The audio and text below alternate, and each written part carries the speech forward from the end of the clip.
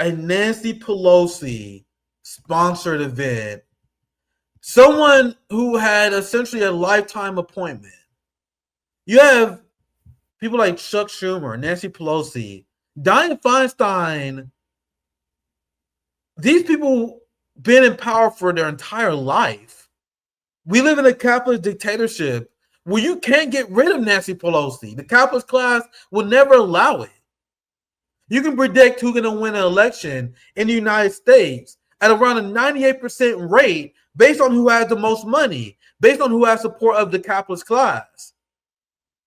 So this is why this rally is nonsense, because instead of talking about no kings, we need to talk about the problem of capitalist dictatorship.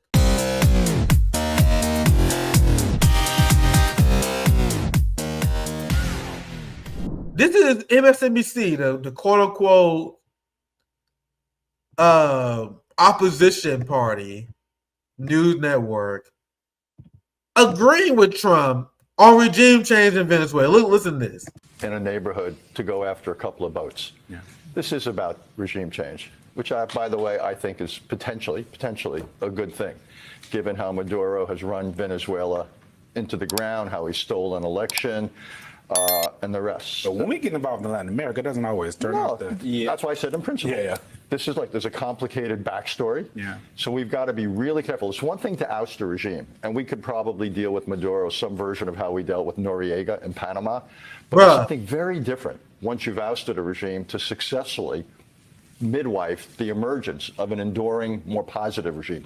Lots of things have to happen politically, economically. A lot of signals have to be sent. A lot of preparations have to be made. I would argue it also ought not to be done unilaterally. We ought to try to find others in the hemisphere to work with us. So in principle, I think the people of Venezuela could be far better off under an alternative leadership. But like everything else in life, it depends how you do it and what it leads to. So you guys realize Donald Trump is engaging in one of the most crazy acts of foreign policy in modern history, where they're just killing the shit out of random fishermen. They're engaging in preparing for war against Venezuela. The position of the Democratic Party right now is, hey man, if you're going to start a war with Venezuela, can you go through Congress first? That's their criticism. Yeah, man, we support you overthrowing Venezuela and plunging millions of their people into poverty and despair. Just make sure you go through the proper channels if you do that. And they are upset at Donald Trump because Donald Trump is not going through the proper channels. That's their main criticism. That's the opposition party. These are the people that you're marching with. You're marching with people who want to overthrow Venezuela.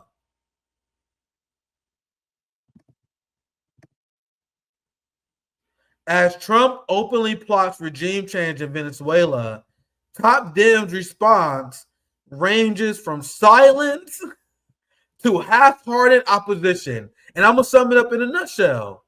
Most of them are either not saying anything, or they're saying they're doing the Bernie Sanders line. Yeah, I believe that Nicolas Maduro is a tyrant. Trump needs to get congressional authority first. So when I tell you guys that the No Kings rally was a pro-war rally, I am not exaggerating, because the demands of the No King protest was to elect more Democrats, and the Democrats support war. So the PSL and DSA, by attending these protests, granted legitimacy to this pro-war movement.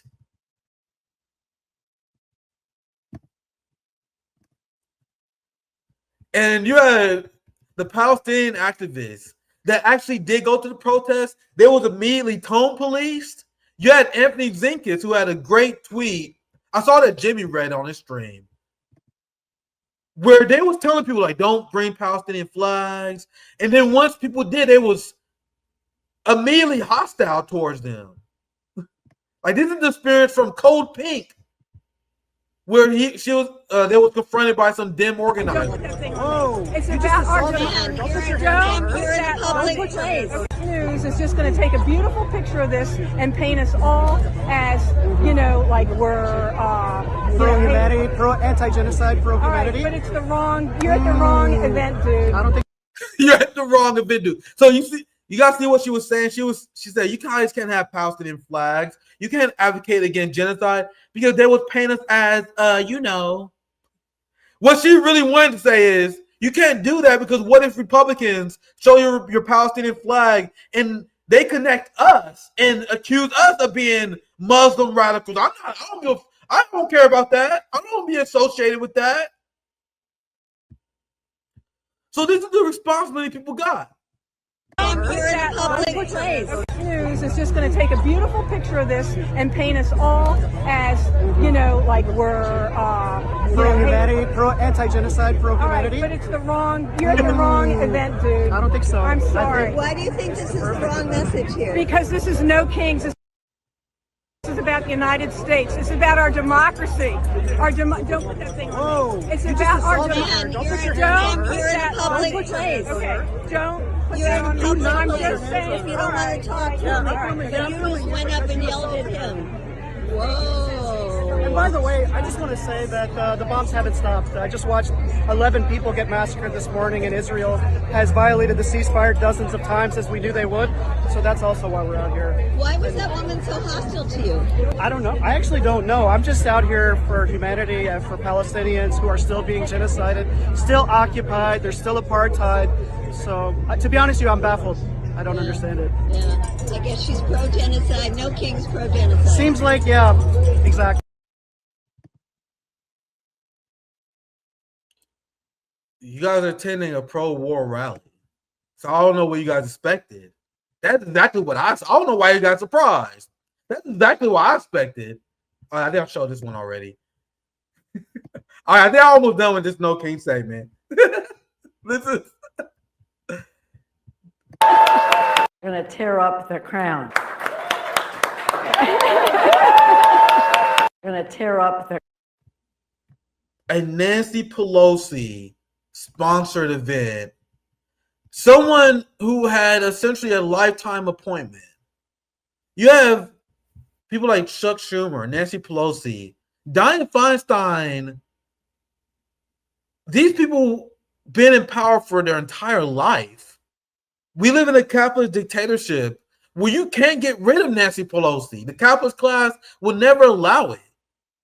You can predict who's going to win an election in the United States at around a 98% rate based on who has the most money, based on who has support of the capitalist class. So this is why this rally is nonsense, because instead of talking about no kings, we need to talk about the problem of capitalist dictatorship in our country. And this is Zinkis, and he was there, and he explained how this protest was completely full of shit. So this is great on the groundwork by Zinkis. This is what all the left organizations enabled. First of all, the protest asked everyone who wanted to attend to register in a database. Bam. They were just building their email list. Democrats are posting cute social media videos. They want your email in the age of surveillance. And he explained how in Wall Street, they didn't ask anyone to register. Black Lives Matter didn't have anyone to register. You don't have to register for shit when you go to RBN Mutual Aid. When we had our event with the Hampton family this summer, you didn't have to fucking sign your name. You just took a backpack, you took some clothes, you take some food if you need some food. That's not how protest is done. Any protest that is asking for your name, your email, and your phone number, you need to look at them sideways. And this is what I explained earlier. I showed the clips that showed how the protest was only 2 hours long. The fuck are you talking about? That's so unserious. That's how you know that the Democratic Party politicians, they have this baked in their schedule for 2 hours. The political NGOs and the capitalists who funded this protest, they told them, hey man, you only got 2 hours on the clock. And then we're done here. And then as soon as those 2 hours was up, they packed up and they left. This was not a movement building event. And this is why it's so annoying that you will see people who support this, like Breakthrough News. Like all these progressive left organizations who will then gaslight you as if this is some sort of movement building opportunity. They're like, it's good if anyone opposes the capitalist class. They're not opposing the capitalist class. They're choosing their favorite one. I cover how there are no demands. And not only that, one of the most important things he highlighted is how they got upset for people for even bringing up solutions in Palestine. And it's very perplexing because I kind of want to pivot here. I think I covered this rally enough. I'm going to start here because we've been an ongoing theme of our show has been the American people turning against Israel, which is why it's even more baffling that the Democratic Party, if they were serious, if they was a serious party, shouldn't they make this about free Palestine and ending the Zionist occupation of the United States? But they specifically didn't do that because the organizers of the events was diehard Zionists themselves. It was organized by some Jewish Zionist lady that was all on corporate media. I want to show you that. I want to find the funding. This is what one of my sources, one of my friends sent me. We traced almost $300 million to the official No Kings 2.0 partners and organizers. This protest was funded by dark money. It was funded by George Soros, by the Rockefellers, by Warren Buffett. In DSA, PSL, left organizations think the way to challenge the capitalist class is to engage in entryism and joining the capitalist protest in the hope that you're going to peel the capitalists away from their class interest? Where did anyone say this in any sort of fucking Marxist theory? They didn't. The CIA left is filled with dumbasses who are meant to lead the working class off a cliff and lead them to direct George Soros funded Henry, I think, who's that? Ford. I don't know who all these fucking people are. I know Rockefeller, Warren Buffett. You're leading the working class into this capitalist organizing tool. You gotta see how I've been running against this. I've been banging my head against the wall. And I will admit that one of the reasons why I'm frustrated is a self-absorbed reason. It is a self-interested reason. It's because I want to grow RBN mutual aid. I want the left to get serious about promoting mutual aid and forming mutual aid societies and having less governments, self-government outside of the system. So when I see people refuse to support that, when we do our RBN events, and when I see the lack of retweets, the lack of sharing, but everyone's sharing No Kings event, it's extremely disheartening, man. I'll be 100% honest with you. Left organizations supporting it's garbage, but you gotta pull hair, pull teeth to get them to support anything that you directly organize. Go ahead, guys. Challenge to any of you guys. Organize a mutual aid event. Organize anything. I promise to God that DSA, PSL, these people will not be there and they will not support you. They won't do anything to support you. But then the second that they run their Zoran Mamdani, they demand that you support him. So they will never support you in a million years. They will never support RBN Mutual Aid in a million years. But the second they need to win an election, they say, oh, see, this is why the left don't build power. Why won't you support Zoran Mamdani, Nick? Support Zoran Mamdani, Nick. Until Zoran Mamdani or any of these motherfuckers ever support RBN Mutual Aid, my message is go fuck yourself. And that's how communists, that's how we should move.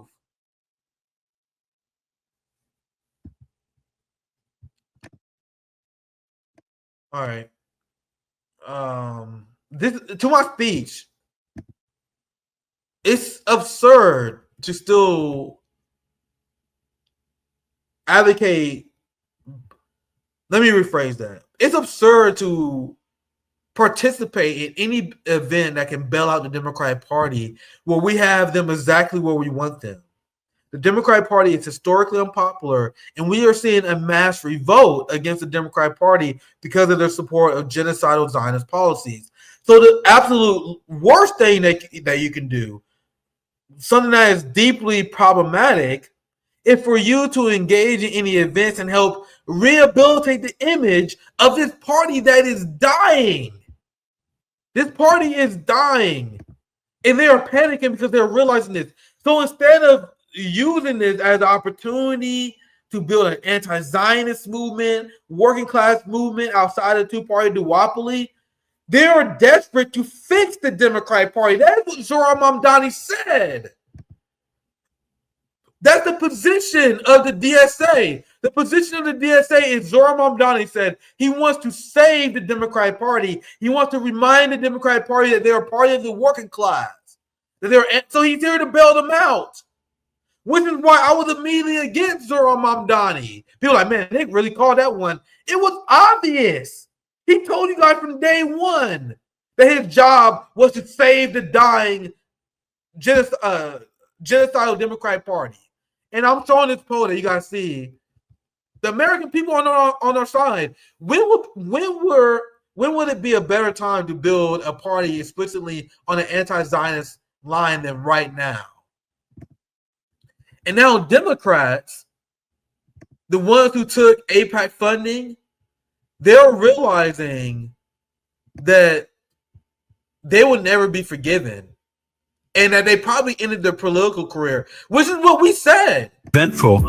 Remember during the genocide, we was like, bro, these people are short-sighted because once the truth come out, their life will be over. They believe that they will be protected by the Zionist mob for the rest of their life. That is not going to be the case, man. That is what every motherfucker who said they were just following orders, that is what they always said.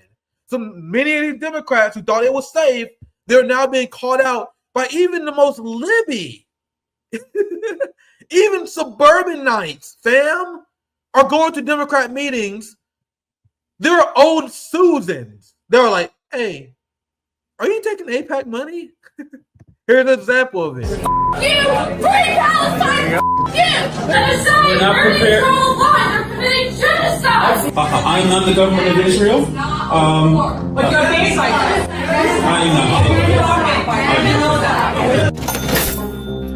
New Jersey politicians are facing growing criticism after taking recent trips to Israel, igniting what could be a political storm come election time. It's been an eventful a few days here in Israel.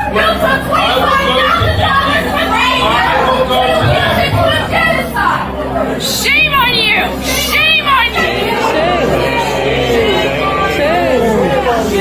You have the blood of hundreds of thousands of Are you against bombing kids or not? It's a yes or no question. You took $25,000 from AIPAC to use it to a genocide. How is an apartheid a democracy? Actually, I'll play that part again because she's pretty base. I love you free Palestine. You based. So it's not really going that well for him, man. It's not really going that well for him. They've been protesting at their own events. So now Democrats are panicking. They're realizing that AIPAC investing in their campaign was a bad idea. And they're taking a ton of shit for it. You notice that this genocide enabler is a black coon, just like Jasmine Crockett, who is supportive of Israel, whose entire career was made because of Zionists. The Zionists was very smart. These Jewish supremacist billionaires, they was very smart. They studied the long history of Uncle Toms and coons selling us out. It goes even from the days of the Uncle Ruckus style house Negroes, the ones who sold the Africans, the ones who spoke out against the civil rights movement, who believed that they was going too far. Yes, I know people like to erase that from history, but there was actually a large amount of black conservatives that was critical of MLK, critical, especially Malcolm X. They hated his ass. There was a lot of black people, older, Christian evangelicals that like, man, you guys can't cause a ruckus. You guys are doing too far. So, guys, we had to deal with these niggas forever. And Zionists you got to appreciate the hustle and what they have done. Because throughout the course of this entire genocide, you had the black church who was silent. You had the black capitalist class that was completely and utterly complicit with a genocide of the black and brown people. The slave descendants working on behalf of AIPAC. It's truly disgusting. And this is why I despise black capitalism. I despise liberal ideology. And I strongly push back at my adult brothers and sisters. Many people who believe that it's smart to organize based on race. I reject organizing on race. I believe you need to organize based on class. How the fuck are you going to make the argument that we should organize based on race when you see how horrific the black capitalist class is? The black capitalist class can't stand your poor black ass. They support the police state. They was the one telling you vote for die for Hillary Clinton. They're the one who sold out to the neoliberal regime. They're the one who having Diddy sex parties and perversing our culture. The black capitalist class is garbage. So for you to advocate that we organize based on race, you're advocating that I organize with these AIPAC coons? Never in a million years. It's a failed ideology. That's why there's an obsession by the ruling class to push Nick Fuentes. That's why Nick Fuentes and all these white supremacist Republican ops are being pushed by algorithms, because the capitalist class wants to convince Americans that they should organize based on race, which has been an immense failure from poor white people. You live in a country that stole billions and trillions of dollars from Africa, from the global south, and your ass is still poor. In London, in the 1800s, the average life expectancy rate was like 25 years old. The struggle of the poor white peasant is shit that white people never talk about. You guys notice when white people tell history, they always talk about lords and kings. They talk about scandals among the royal family. They talk about the bourgeois whenever they tell the history of white people, ignoring the fact that 90% of white people in England and in France was peasants during the 1800s and 1900s. And it has been proven back then, if you organize based on race, the oligarchy, the monarchy, will take advantage of that. That has been proven historically, not only in the modern age, but throughout the age of feudal societies. That how feudal kings, that how feudal lords convinced poor people to hate other poor people that they had no business hating. Hey man, he worshiped a different God than you. He's a different ethnic group than you. So you need to sign up for my militia and help fight and die. That's the history of white society. You guys realize that, right? The history of European white society is poor white people dying and fighting for wars in order to expand the political influence of their lords.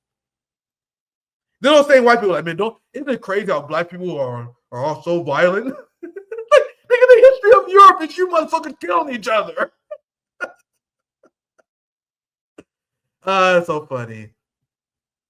But my entire point before I got to that tangent was organizing based on race is a proven failure, which is why I despise the black capitalist class.